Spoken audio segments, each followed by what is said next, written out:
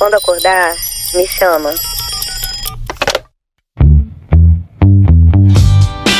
Esse podcast é uma iniciativa de duas advogadas, eu, Isabel, e a Ana, para falar do direito das famílias e outros temas relacionados a esse universo, ou seja, quase tudo. Porque quando falamos de famílias, não existe nada simples que não se possa complicar. Hoje o tema é partilha de bem no direito das famílias. Um tema amplo e é um tema também bem polêmico. E a gente vai navegar por uma parte dele. O que a gente tem observado é que a posse e o controle dos bens gerados dentro da família tem sido usado como um mecanismo de controle das mulheres no pós-divórcio. Em uma sociedade que patrimônio é poder, um olhar com perspectiva de gênero sobre quem produz os bens e quem os administra dentro do casamento é muito necessário. Oi, Ana, bem-vinda. Oi, Bel. E aí, vamos lá? Vamos lá. Para a gente fazer uma boa partilha de bens, a gente tem que entender primeiro Os regimes de bens, o regime de bens que você adotou no seu casamento. ou na própria união, né? Porque quando você faz uma união em cartório, você também decide qual é o regime de bens. Só que no silêncio, tanto no casamento quanto na união estável, se entende que é o regime da comunhão parcial de bens, que é uma maioria absoluta quase no Brasil, especialmente levando em consideração que a maior parte das pessoas não tem acesso a entender os direitos exatamente. Então, eu acho que começar esclarecendo um pouco sobre o tema de como funciona a comunhão parcial me parece mais... Sim, acho ótimo. Lembrando que o Brasil é um país imenso, né? Muito diverso e muitas uniões são informais, mas são uniões estáveis, reguladas por leis e direitos, né? Inclusive, quando não é regulado, obrigatoriamente se usa comunhão parcial de bens, tá? Essa informação é bem importante, porque às vezes as pessoas acham que por não terem regulado, os bens não se comunicam. Ao contrário, quando você não regula qual é o regime de bens, existe uma regra que estabelece que é da comunhão parcial de bens. E o que é a comunhão parcial de bens? Dentro da comunhão parcial de bens, tudo que você produziu durante aquela relação, tudo que você comprou, tudo que você adquiriu, mesmo que você tenha colocado o seu dinheiro e o outro cônjuge ou companheiro ou não companheiro formal não tenha contribuído financeiramente para aquilo, não tenha feito uma poupança, tudo aquilo é partilhável, entra na comunhão. Mas existem bens, existem exceções. As exceções são previstas no Código Civil, no artigo 1659, para quem gosta de entender as exceções. E a gente fazendo um sobrevoo bem rápido, né, de quais seriam elas, os bens que já existiam antes, que as pessoas já possuem antes, né? E aí a gente está falando geralmente de bens imóveis, né? E aí, o que são os bens que se excluem? Os bens, então, que são anteriores. Os bens que, mesmo posteriores, vêm com algumas subrogações, que são anotações que informam que aqueles bens não se misturam. Você, às vezes, recebe doações, ou você mostra que você está usando o dinheiro de um bem anterior para comprar um novo bem na união. E aí, lembrando que isso tudo tem que estar muito bem especificado nas escrituras desses imóveis, porque é difícil provar depois de onde veio esse lastro desse dinheiro, né? Então, é importante... A palavra lastro é perfeita, porque assim, o lastro, ele tem que ser demonstrado com outros documentos que não sejam imposto de renda, porque a justiça no Brasil entende que o lastro, ele geralmente, ele tem que ter muito tempo, tem que ter passado pelo RGI, se for um imóvel, tem que ter passado pelo Detran, se for um carro, para mostrar nos órgãos oficiais que realmente era uma coisa individual. O seu imposto de renda não é suficiente para criar esse lastro, porque as pessoas muitas vezes declaram o imposto de renda fazendo algumas observações que não necessariamente são exatamente... É uma declaração, né? Exatamente. Você declara o que você quiser. Perfeito, perfeito. Foi no ponto. Obrigações anteriores do casamento, ou seja, se você tem dívidas anteriores, elas não entram ali na partilha. Ou seja, elas não entram na comunhão de bens e elas não serão objeto de partilha de bens, né? Os bens de uso pessoal, tipo livros, instrumentos da profissão, Ou seja, muitas vezes médicos, dentistas, dermatologistas, né, que tem aqueles aparelhos, isso não entra na partilha, se qualifica na exceção, tá? Os proventos de trabalho pessoal de cada cônjuge, quando a gente fala essa regra aí, ele sempre foi muito relacionado ao FGTS. Só que o FGTS também tem uma nova interpretação agora, né?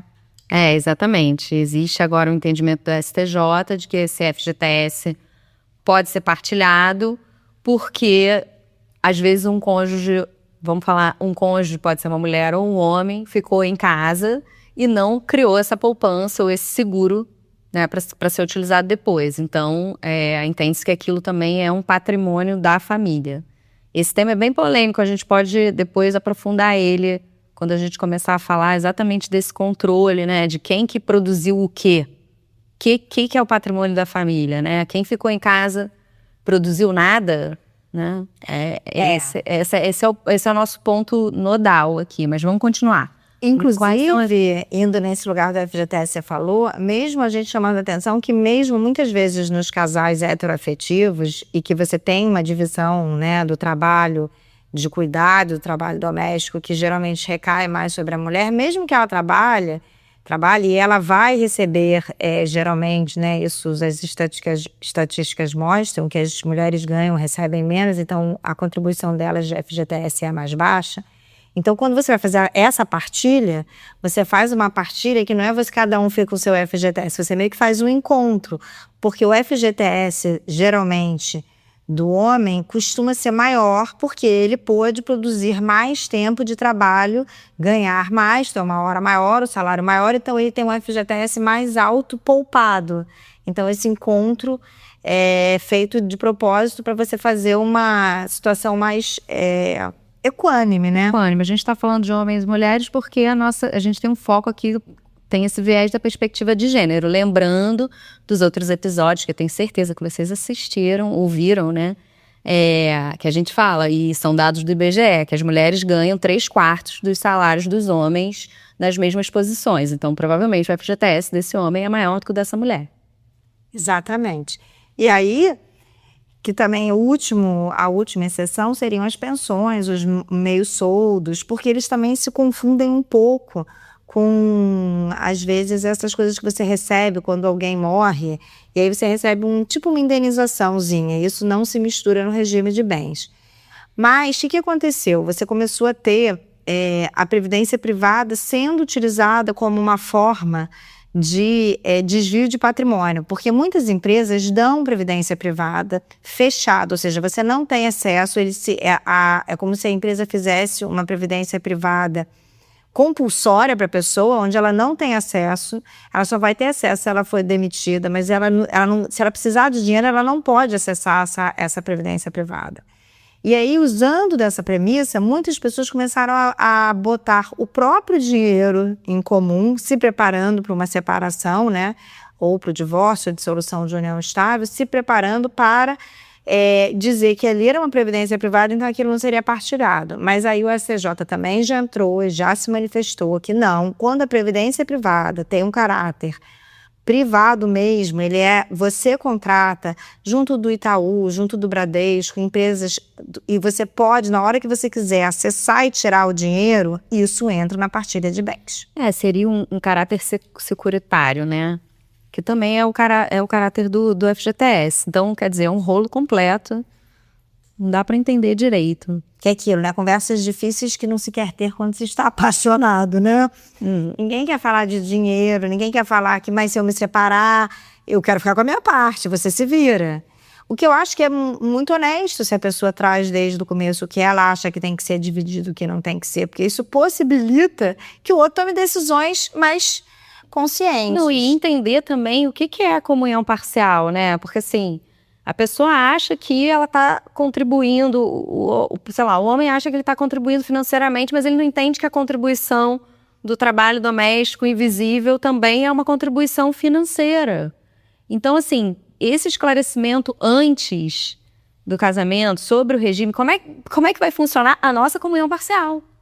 Né? Porque assim, a comunhão parcial ela tem regras, mas como é que vai funcionar a nossa comunhão parcial? Você vai entender que quando eu parar para trabalhar, parar para ter filho, parar de trabalhar para ter filho, eu vou ficar 2 anos em casa, não vou me remunerar, não sei o que. Você vai entender que eu também estou contribuindo para o nosso projeto de família e eu também vou ter direito depois a esse patrimônio ou essa renda, né? Porque assim, cada um tem que customizar, entender, falar sobre o que ele está combinando ali, porque a lei ela é geral, né? Ela não está nas subjetividades ali do que o casal entendeu. Que o que a gente vê são as pessoas casando com comunhão parcial e querendo sair com separação total, entendendo que não, o dinheiro fui eu que ganhei. E você não fez nada para isso. E isso me leva muito a um lugar de como essas conversas são difíceis e as pessoas não querem tê-las nas horas em que elas deveriam ser feitas. Que é antes de escolher o regime. Que é antes de escolher o regime. E não para você ter conversas difíceis e aí você não casar, mas eu acho que é para você ter conversas difíceis e entender com quem você está casando. Como é que essa pessoa entende o dinheiro? O que ela dá valor? E lembrando, gente, que você também pode mudar o seu regime de bens durante. Não é facílimo, tá? Porque você tem que ir para a justiça, pedir uma mudança de regime de bens. Mas é possível fazer essa mudança. Então, ter um pouco de transparência, né? Nos acordos, né? De como é que vocês vão gerir, o que você entende ser justo e o que você não entende ser justo. Lembrando que o que você herda não entra na comunhão de bens. Mas desde que também não se misture nos bens, porque você herdar, sei lá, 100 mil reais, isso entrar na conta conjunta, já se misturou. Como é que você vai provar depois o quanto aquilo deu de juros e se eu tivesse investido, ou no que foi gasto? Ah, não, mas aí a gente comprou um monte de coisa para casa, e aí? Ah, mas aqueles 100 eram meus, então agora eu preciso... sei lá, fazer uma contabilidade, uma conta, não funciona assim. Correção, não sei o que, daquela época, de quando, menos, quanto foi a geladeira. Enfim, é isso. Não funciona assim. Como vocês comprarem um apartamento e se uma parte do dinheiro utilizado vem de outro apartamento, tem que estar na escritura, porque senão o entendimento do STJ, nesse momento, é de que, então, está na comunhão de bens. Porque se fosse para não estar, teria sido feita essa ressalva, né? Não dá para, na hora em que você não quer mais estar casado, não quer mais estar naquela reunião ali afetiva, você dizer, agora eu não quero mais dividir. Você não pode mudar de ideia depois. Então, tomar essas decisões e ser honesto e falar, não acho justo isso entrar, então vamos fazer assim assado. Enfim. E aí, o que entra na comunhão? O que entra na comunhão são justamente esses bens que a gente compra durante os anos em que está casado nessa união, mesmo, e isso independe de quem trabalhou, né, como você mesma falou, né, Bel? Tanto faz. As heranças e legados que se misturam nas contas conjuntas, né? As benfeitorias dos imóveis, mesmo os particulares. O que é isso? Só para a gente trazer assim para o português, saindo do juridiquês. Significa o seguinte, você tem um apartamento que é só de um, porque é anterior ao casamento. Mas você faz várias benfeitorias para melhorar aquele imóvel. A cozinha está destruída, e você ou a pessoa que está ali, entra e paga a cozinha do apartamento do outro, conserta o banheiro, faz várias coisas. Todo esse dinheiro, ele efetivamente se mistura. Então, assim, vai ter que entrar numa compensação. Então, guarde as notinhas se você está fazendo muita gentileza. Até porque vai entrar uma valorização do imóvel depois também. Exatamente. Essa valorização, que é vinda muitas vezes do investimento do dinheiro alheio, ela se mistura no imóvel e ela é objeto também de ressarcimento, né? E os frutos dos bens comuns, né? O que está nas contas bancárias e aí gera dinheiro, o aluguel de apartamento que entra na conta, mesmo que seja de um apartamento só de um e entra numa conta bancária, aquele fruto também vira um fruto comum. Exatamente. E as coisas imateriais, né, gente? A construção da família, a construção dos filhos. Para quem... Assim, eu quero trazer um pouco para esse lado, porque é isso, assim, você investe, de repente, seu tempo na família, na empresa família, né? Você está ali alimentando seus filhos, levando na escola, etc. E depois, na hora da divisão, muita atenção para isso. Você contribuiu financeiramente para essa família, para o crescimento dessa família, para esse planejamento familiar, para essa ideia de, né, de criar, de criar pessoas, né? De constituir pessoas. Então, o que eu estou chamando de material seria isso, assim. Então, para a gente lembrar que na partilha de bens, muitas vezes, isso não é considerado e a pessoa quer sair com o dinheiro que ela entrou e não dividir 50% com o outro. Porque você tem que dividir porque é obrigatório, mas a pessoa às vezes se sente injustiçada porque acha que trabalhou sozinha para aquele patrimônio existir. Só que ninguém nunca trabalha sozinho, né? Se tem alguém em casa que cuida dos seus filhos, aí, independente de ter ou não suporte de terceiros, tem sempre alguém que é o cuidador primordial de uma família. E ser o cuidador primordial, ele significa empobrecer, né? Porque você tem menos tempo para poder trabalhar. Tem um livro agora, que eu li recentemente, chamado Carreira e Família, da Cláudia Goldin, que ela faz um estudo sobre a sociedade americana, mas que se expressa muito bem até na nossa sociedade, falando sobre essa diferença de rendimentos e de acumulação de patrimônio entre homens e mulheres numa família heteroafetiva. Por quê? Ela menciona assim que quando eles saem da faculdade, a distância salarial entre homens e mulheres é muito baixa. É tipo 5%, 6%, o estudo mostra. E aí depois, com o passar dos anos, e geralmente o meteoro que cai na carreira da mulher se chama filhos, a mulher começa a apertar o pé no freio mesmo, porque ela começa a fazer essas tarefas de cuidado. E aí, o que ela observa é que tem essa distância dos 3/4 tem 2 fundamentos. O primeiro é que as mulheres começam a aceitar trabalhos que elas têm mais possibilidade de flexibilidade do tempo delas. Ou seja, já que elas vão ter que ser o cuidador principal, elas vão ter que ter mais possibilidade de saírem mais cedo ou mais tarde, ou no meio do trabalho, para ir resolver uma criança que levou um tombo e abriu o queixo, ou que está com febre e está precisando de alguma coisa. Então, as mulheres, como maioria absoluta, elas são quem geralmente assume esse lugar. E aí elas assumem postos em empresas menores, em escritórios menores, para terem uma maior flexibilidade. Só que isso não apenas significa que elas vão ganhar menos, mas ela observa um dado muito interessante, que é o fato de que elas vão ter menos acesso aos grandes clientes pagadores. Porque esses grandes clientes que precisam de atenção 100%. E são 4 horas por...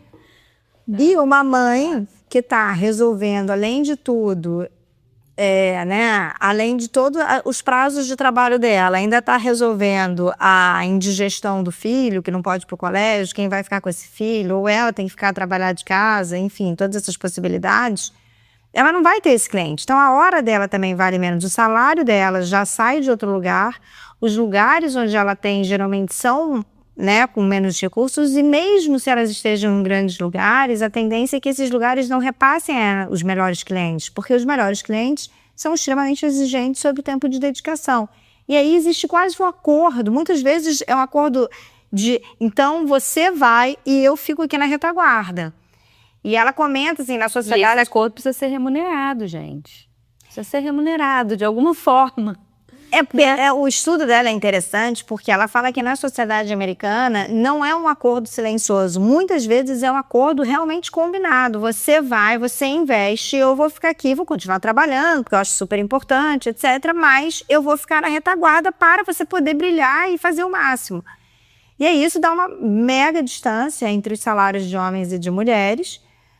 E muitas vezes depois, quando a gente chega lá no fim desse relacionamento, ninguém mais lembra de que foi um combinado, né? De que foi um combinado. E esse trabalho que ela ganha menos e ela faz menos, não é porque ela, na verdade, é uma encostada, ou porque ela não tem ambição, ou porque... É porque, na verdade, ela e ele combinaram e ela ficou numa outra tarefa. E que também rende em dinheiro, né, Bel? É exatamente isso que eu estava falando antes, né? Essa poupança familiar feita às custas dessa mulher também que ficou em casa na retaguarda, né? Se você tivesse que pagar uma pessoa, tenho certeza que vocês já ouviram os nossos outros episódios. Mas é isso, se você tivesse que pagar uma pessoa, se você tivesse que enfim, Ou se você fosse paga na sua hora para estar fazendo aquilo. Ou seja, eu sou advogada, o valor da minha hora é X, e aí eu estou, na hora em que eu estou levando nosso filho no pediatra, eu deveria receber o valor da minha hora como advogada para levar o filho no pediatra. É uma pessoa ultra qualificada para levar seu filho no pediatra, gente. E dando um monte de suportes, que faz parte, né? E a gente faz isso afetivamente, como a Abel sempre lembra da Silvia Federici. O trabalho doméstico ganha esse nome de trabalho afetivo, de amor, e você convence as mulheres que elas fazem isso porque é da natureza delas e porque elas amam a família. Não que a gente não ame. Elas souberam, a Silvia Federici fala, elas tiveram que aprender a instrumentalizar as emoções, porque era o único bem, patrimônio que elas tinham. Frente ao patrimônio, né, ao financeiro, era o bem que elas tinham para instrumentalizar. Então, as mulheres sabem instrumentalizar as emoções e aí acabam sendo também instrumentalizadas por elas, né, exercendo esse papel de cuidado. E esse papel de cuidado, ele é muito precioso porque ele não apenas gera poupança para essas famílias, como ele gera poupança para o Estado, gente. Porque você ter crianças cuidadas, limpas, alimentadas, né, e elas efetivamente vão exigir menos políticas públicas, né? Exatamente. Você está jogando tudo para o privado. O que é também, né, uma injustiça, porque você, na verdade, tem um sobrepeso de muitas mulheres que aí quando elas elas se separam e elas não recebem uma parte, ou elas mesmo realmente separam, porque elas têm um regime de separação total de bens, elas não vão repartilhar o que foi juntado. E mesmo assim, pararam de trabalhar ou mantiveram, né, ficaram nesse lugar de cuidadoras fundamentais. E a outra pessoa, às vezes ainda, que também não é raro a gente ver, né, tem a possibilidade de pagar uma pensão digna e busca não pagar, porque às vezes tem uma série de picuinhas que atravessam o fim da relação e aí quer pagar uma pensão. Você vê a mulher lidando com muitas questões sozinhas. E a pessoa ainda está num lugar de escassez, muitas vezes. Empobrecimento, exatamente. Se endividando, né, muitas vezes. Tem um índice, que é um artigo do Daniel Bucar, super interessante, que fala que ele correlaciona a insolvência feminina no Serasa com o divórcio. Que é uma fase que, quando as mulheres se divorciam, tem muito mais chance delas terem um nome negativado. E aí o artigo é muito interessante porque ele vai explicar que não é sobre as mulheres consumirem muito, é sobre as mulheres viverem literalmente uma vida que está alicerçada sobre a vida financeira dos homens. Na hora que os homens se retiram, e se retiram 100%. Com a poupança toda, né? Com a poupança. 100% se retiram com a poupança, se retiram não pagando pensão, mal pagando pensão para os filhos, né? Elas empobrecem. Como a gente comentou aqui, muitas vezes, né, no capítulo que a gente conversou sobre a pensão, muitas vezes você tem critérios que são absolutamente irreais sobre a realidade da família quando ela existia unida, né? O pai pagava 90% do custo dos filhos. E agora ele só tem que pagar, no máximo, se tiver 2 filhos, 30%. 30% do seu recebimento, né? Da sua capacidade financeira, que às vezes não corresponde nem a 50% do custo dos filhos. Quando a gente está falando de alguém que tem, né, carteira assinada. Mas o que eu acho que me chama atenção nisso é você entender que, então, a realidade da família que essa família vivia, quem era o provedor dessa família, não tem que ser levado em consideração na hora em que você fala de divisão de custo de filhos, você fala de reconhecimento do trabalho das pessoas. Você tem que olhar para a família e entender exatamente como ela funcionava, qual era a dinâmica, né?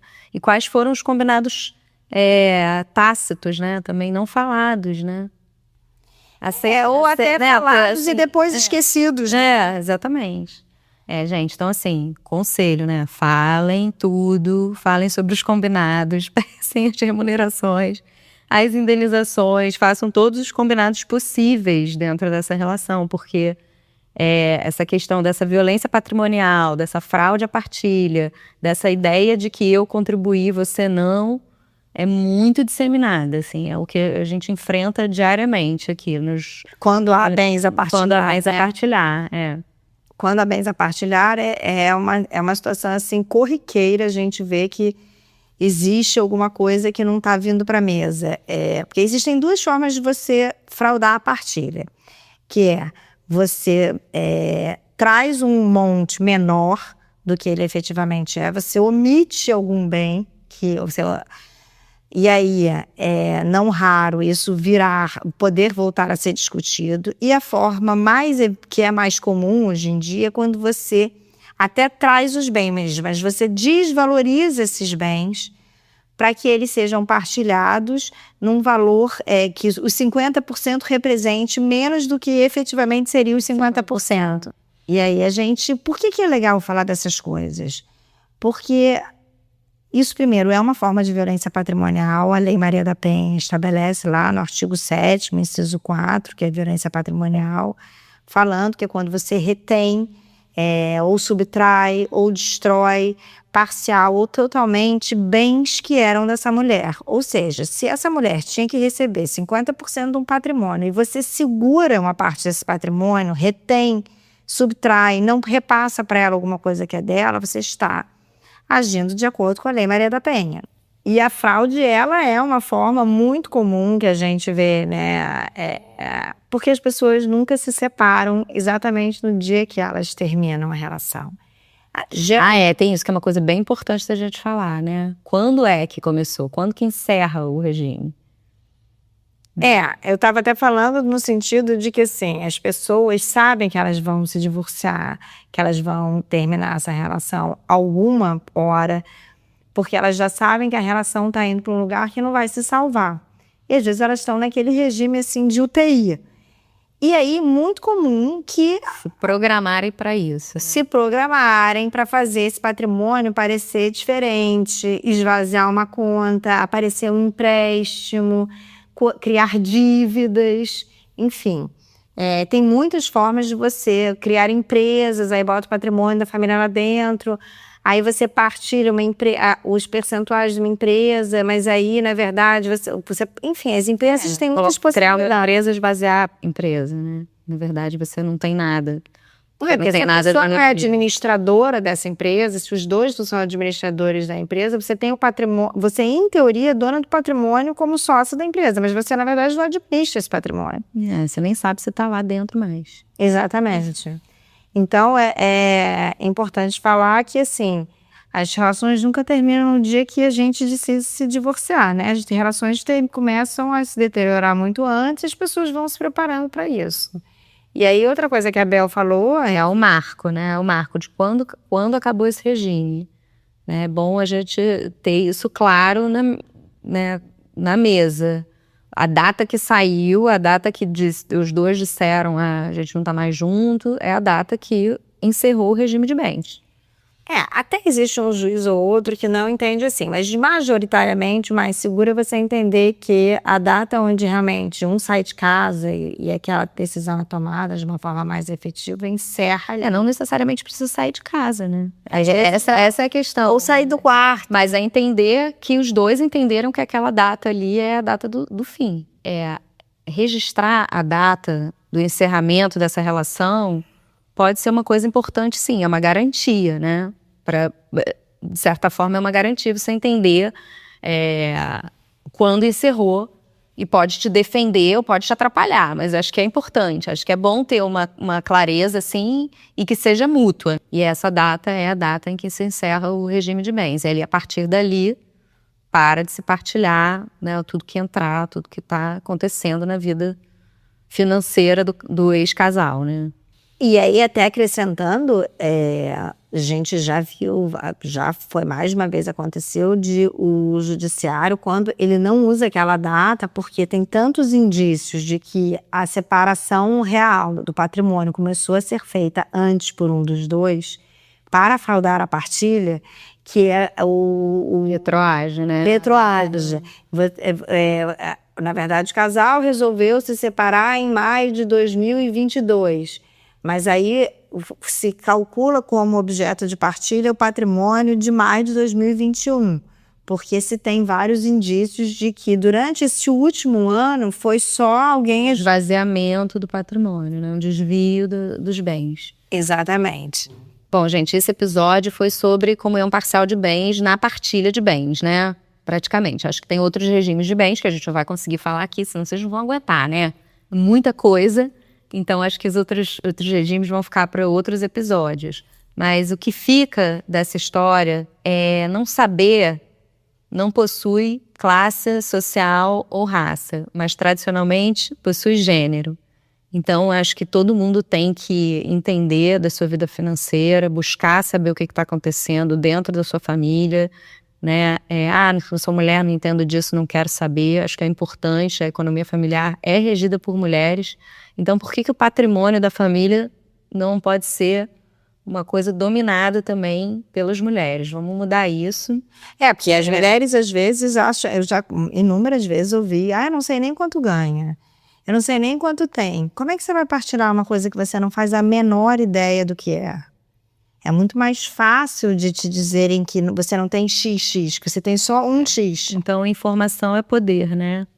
E essa falta de transparência pode ser fatal e pode dizer tudo também sobre as pessoas. Geralmente, as mulheres se sentem incomodadas, porque somos ensinadas a isso, de falar de dinheiro, elas não querem parecer interesseiras, que elas estão já maquinando alguma coisa, né, para se divorciar, então não quer fazer determinadas perguntas.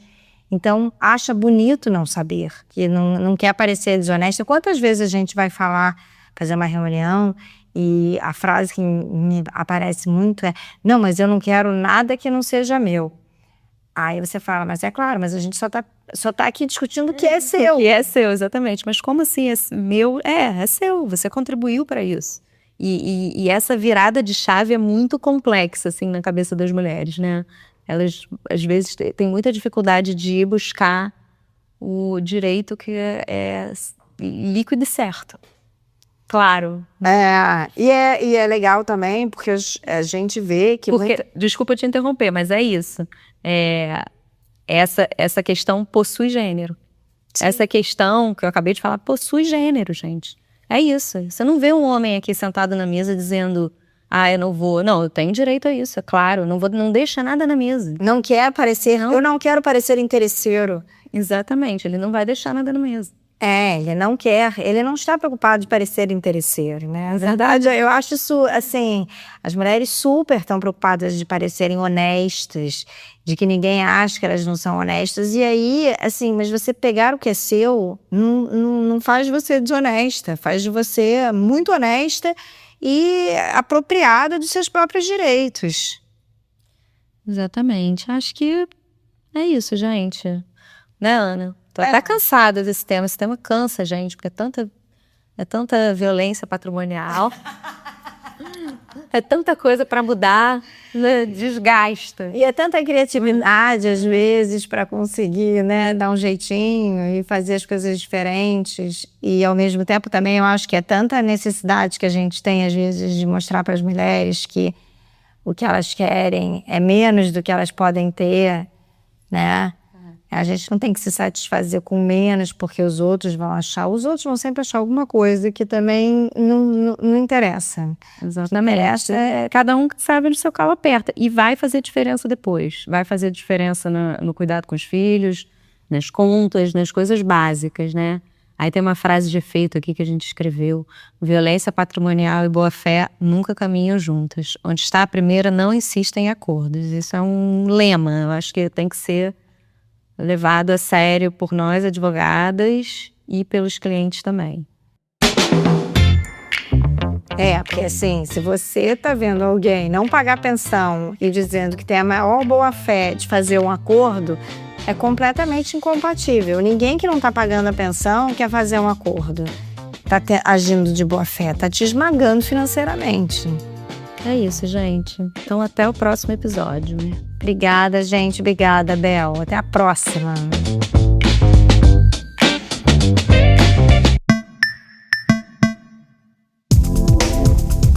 No próximo episódio, vamos falar sobre abandono afetivo e a sua recente inclusão no Estatuto da Criança e do Adolescente como uma conduta ilícita sujeita à reparação de danos. Quando acordar, me chama.